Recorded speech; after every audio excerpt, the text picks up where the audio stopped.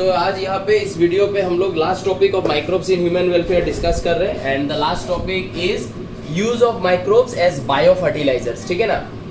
Soil का fertility बढ़ाने के लिए in order to enhance the productivity of the soil is not it we add so much of chemical fertilizers in the soil, and these chemical fertilizers causes soil pollution, okay, which damages the soil, okay, which low down the nutrient level or natural minerals of the soil, which is not a good thing for a long term agricultural practice. ठीक है, आज हम लोग को वहां से मिल सकता है, लेकिन वो सॉइल का अगर नॉर्मल न्यूट्रिएंट्स अगर रेप्लेनिश नहीं हो पाए या उसका नॉर्मल न्यूट्रिएंट्स अगर केमिकल फर्टिलाइजर्स डिस्ट्रॉय कर दे, खराब कर दे, अंडर दैट सर्कमस्टेंसेस आज तो वहां से प्लांट उग जाएगा, लेकिन आज से 20 साल बाद नहीं उगेगा।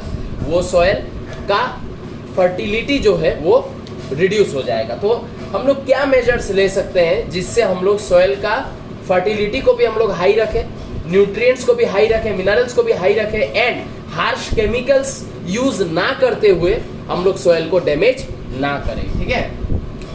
So the use of chemical fertilizers to meet ever increasing demand of agricultural produce, क्योंकि population बढ़ रहा है, खाने का नीड ज्यादा है, agriculture produce has to be high. So for that chemical fertilizers का use होता है, but ये chemical fertilizers का use has contributed significantly to environmental pollution. ठीक है, water pollution, soil pollution ये सब होता है. So there is a need to switch to organic farming. ठीक है, hence we will have to end up the use of chemical fertilizers and we must take up organic farming. What is organic farming? Organic farming is raising of crops through the use of biofertilizers that provide optimum nutrients to crop plants. ठीक है, तो हम लोग कोई chemical use नहीं कर रहे हैं, हम लोग बायो फर्टिलाइजर्स का यूज कर रहे हैं। Now what is bio fertilizers? Bio fertilizers are not some chemicals but they are some organisms that enrich the nutrient quality of the soil. कुछ ऑर्गेनिजम्स है, कुछ माइक्रोब्स है जो सॉइल में डालने से या सॉइल में रहने से वो सॉइल का nutrient quality, nitrogen level, minerals, vitamins, nutrients, water holding capacity सब कुछ एनहांस करेगा। ठीक है। The main sources of biofertilisers कौन है? Bacteria, fungi and cyanobacteria. अब हम लोग ये पढ़ेंगे कि कैसे एंड कौन कौन सा बैक्टीरिया हम लोगों को बायोफर्टिलाइजर के जैसा मदद करता है, कौन कौन सा फंजाई मदद करता है, कौन कौन सा साइनोबैक्टीरिया कैसे और कब कैसे मदद करता है, ये हम लोग अभी पढ़ेंगे। ठीक है, इसका नोट बना। तो जैसे कि हम लोगों ने देखा था बायो फर्टिलाइजर्स में हम लोगों को 3 टाइप्स के बारे में हम लोगों को डिस्कस करना है, एक बैक्टीरिया, एक साइनोबैक्टीरिया एंड फंजाई। फंजाई बाद में डिस्कस करेंगे। बैक्टीरिया एंड साइनोबैक्टीरिया का यहाँ पे मैंने लिख दिया है। Bacteria as bio fertilizers, rhizobium. ठीक है, इंपॉर्टेंट, ये सबसे एकदम एंट्रेंस रिलेटेड क्वेश्चन आता है, 1 मार्क का बोर्ड में क्वेश्चन भी आता है। Rhizobium forms symbiotic association with the root nodules of leguminous plants. ठीक है, हम लोगों ने कल के लेक्चर में भी एक लेगुमिनस प्लांट्स के बारे में हम लोगों ने बात किया था। तो उस लेगुमिनस प्लांट का रूट नोड्यूल्स जो होता है, रूट नोड्यूल्स ये सब तुम लोगों ने morphology of plant, anatomy of plant ये सब में पढ़ा होगा।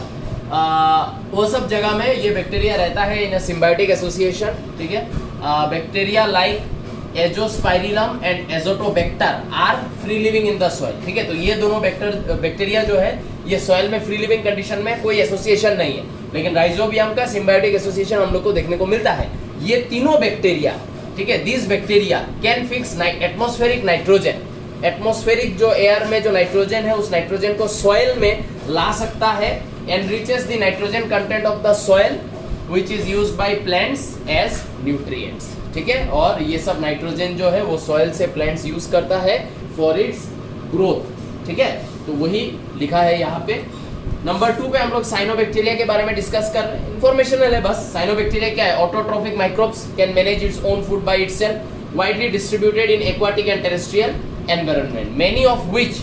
ठीक है, साइनोबैक्टीरिया, वेराइटीज ऑफ साइनोबैक्टीरिया है, बहुत सारा साइनोबैक्टीरिया में ये एबिलिटी है कि वो सब they can fix atmospheric nitrogen, they can bring the atmospheric nitrogen into the soil level. ठीक है, एग्जाम्पल कौन कौन ये काम करता है, नाइट्रोजन फिक्सेशन का काम कौन कौन करता है?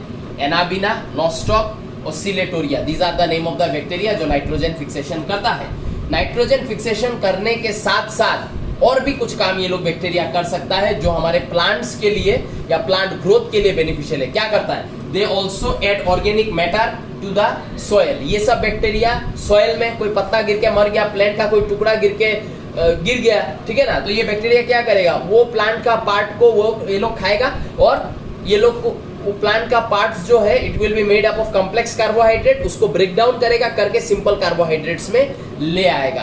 तो सिंपल कार्बोहाइड्रेट में ले आएगा तो वो कार्बोहाइड्रेट जो है, सिंपल कार्बोहाइड्रेट, वो सॉइल में ऐड होगा। तो सॉइल में क्या हो रहा है, न्यूट्रिएंट का लेवल को बढ़ा रहा है कि नहीं, that is only the organic matter, increases it's fertility, ठीक है ना, नाइट्रोजन ऐड कर रहा है, ऑर्गेनिक मैटर ऐड कर रहा है, डिकम्पोज कर रहा है, करके ऑर्गेनिक मैटर को सॉइल में ऐड कर रहा है। तो in this way it is increasing the fertility of the soil as well as reduces the alkalinity of the soil. Alkaline soil में plant growth becomes impossible. तो alkalinity of soil को ये reduce करके रखता है, बैलेंस करके रखता है, ठीक है। अब हम लोग चलते हैं कि फंजाई कैसे मदद करेगा उसमें।